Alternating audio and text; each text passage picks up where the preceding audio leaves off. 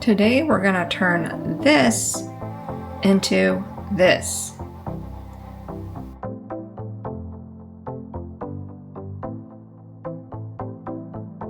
In the last video, I showed you how I made this epoxy resin tree frog. I do love his little toes. And this week, we're going to use what might be my new favorite pouring medium. Oh my gosh, it's so fun. We're going to be using J. Dixon's Eco water-based Resincrete. I am absolutely falling in love with this. We're also going to need a scale to measure it and some mixing cups.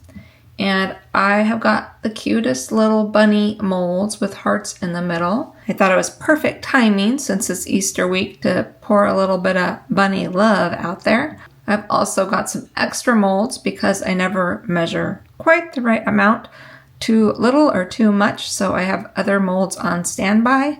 And if I have enough and have time, I might pour these little houses too. I have kind of a fun farmhouse vintage Easter bunny idea for this project, so let's get started. On the back of the Resincrete, you'll see that they've got mixing ratios. I'm going to do 200 grams of powder to 60 grams of water. So I set my scale at grams and then I began pouring. Now it is a little bit messy, but it's easy to clean up. And just keep in mind, it looks like you're gonna make a lot, but it doesn't really make as much as you think. So you do go through this stuff, which is why I bought another couple bags, because I love it, it's so fun. And when you mix it, it's gonna start out really lumpy, but just keep mixing it until it's like a thin pancake batter. That's the best way I can think to describe it to me. A very thin pancake batter, or crepe batter, maybe crepes. And then once you get all those lumps out, you are ready to pour. You can also mix in pigments and mica powders and paint, but in this case, since I'm gonna be Mod Podging it, I'll show you in a little bit, we're gonna just leave it plain old white. So you've got 8 minutes to work it, pour it, and then you only have 30 minutes and you're ready to move on. Pour it slowly and let it fill up, let the bubbles come up, and I get to this point and I'm like, oh, I don't think I was supposed to pour over the heart part. I think it was supposed to go all the way through, but it's okay, we're gonna leave it and we'll make a bunny tail or something back there. And because I realize I don't have enough to pour my baby bunny, I go ahead and utilize the other silicone mold I have with the little egg shapes and pour some in there as well. And then I'm gonna begin mixing my new batch, rinse and repeat, and pour my baby bunny.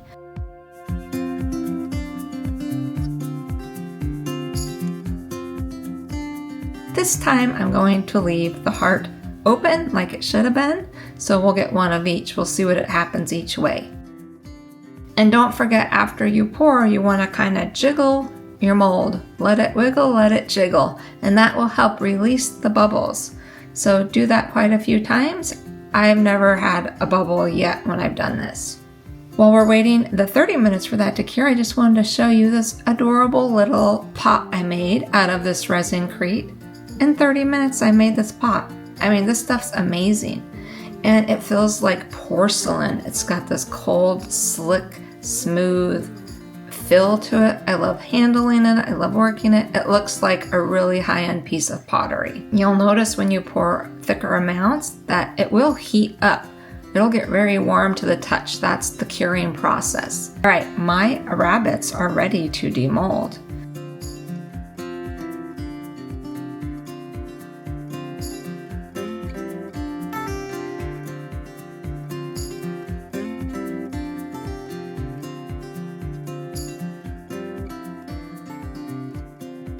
Look, you've just created your own little Easter decoration. Now you could totally stop here. You could have really cute white bunnies. You could paint these, but I wanted to go with kind of the vintage farmhouse look. So my thought was, I'm gonna decoupage these with napkins, but because I hadn't done this before, I think I'll experiment first on my little pieces that I created. And these actually turned out really cute.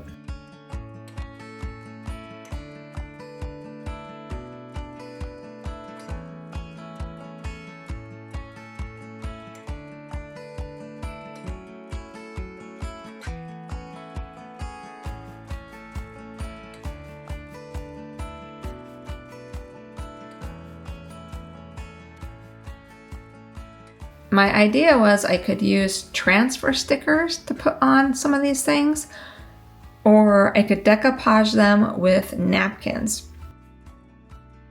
I had a feeling the transfer stickers would not stick to this without treating it with resin or something like that, or Mod Podge, but I wanted to give it a try, and of course it didn't work. So we're gonna bypass the stickers. We're gonna move on to my kind of springtime Easter vibe vintage napkins that I have. And I'm gonna experiment first with my small pieces since I haven't done this and I don't wanna screw up the bunnies. I'm gonna start with the small pieces and see what we can do. Now that I found the part of my napkin that I wanna use and cut it out, I'm gonna go ahead and put some Mod Podge on my piece and begin pressing down my napkin. Start in the middle with pressing your napkin and then work your way out to the edges. Don't worry about all the bumps and stuff in your napkins, it will all smooth out. And it's vintage, so it's okay if it's a little wrinkly, in my book anyway.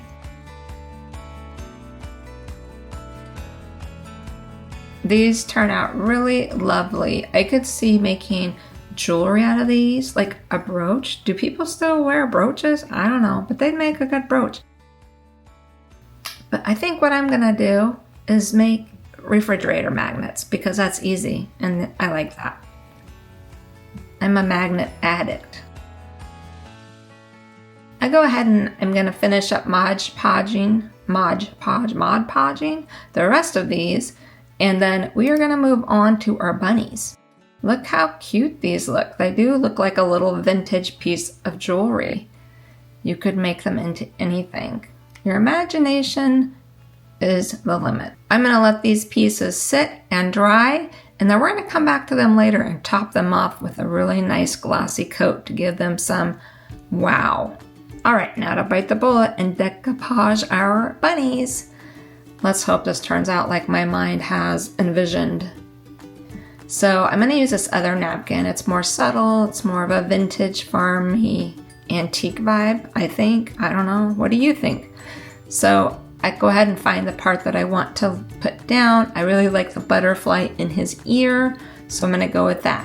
And the same thing, we're just gonna Mod Podge and slowly work from the middle and rub out. Now, this napkin was much thinner than the last, so I did have tearing, but I just filled in the gaps later and you really couldn't tell where the napkin ended and began. It was really a fun project.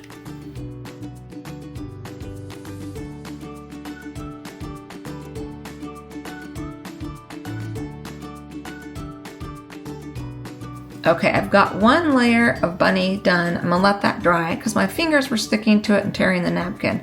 So we gotta start fresh, wash my hands. Now I'm gonna top these little pendants or magnets or whatever you wanna make with this really great UV nail gel.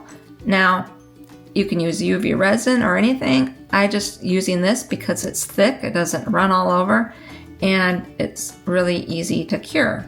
And it really makes the colors pop and vibrant. Once you get that nail gel down, you just put it under the UV lamp. I did mine for 90 seconds. You can see it's just like what they used on my nails as the top coat. And then look how shiny and glossy and vibrant this piece just became.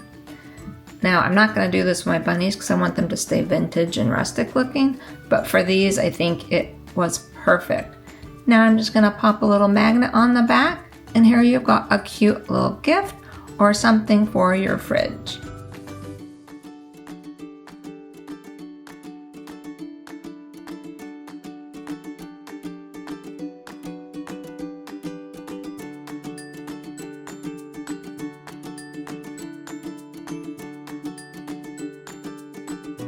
I spared you the boredom of watching me decoupage the rest of the bunnies because it took some time.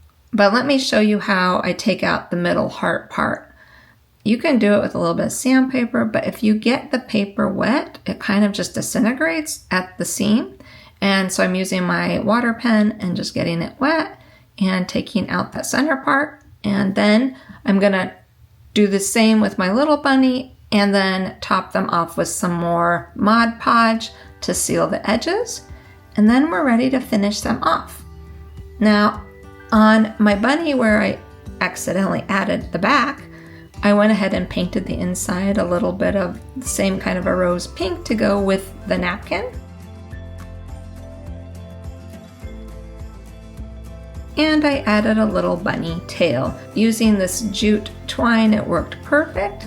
I just spiraled it up and gave him a little butt.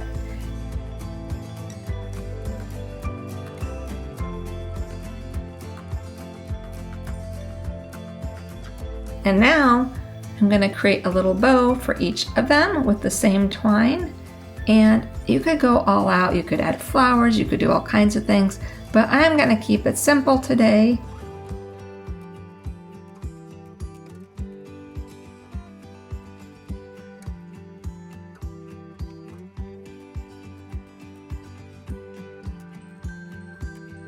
And I'd love to know what you guys think of our little vintage Easter farmhouse bunnies. And what about the magnets? Anyway, I hope you enjoyed the video. I hope it inspired you to create something too, and we'll see you next time.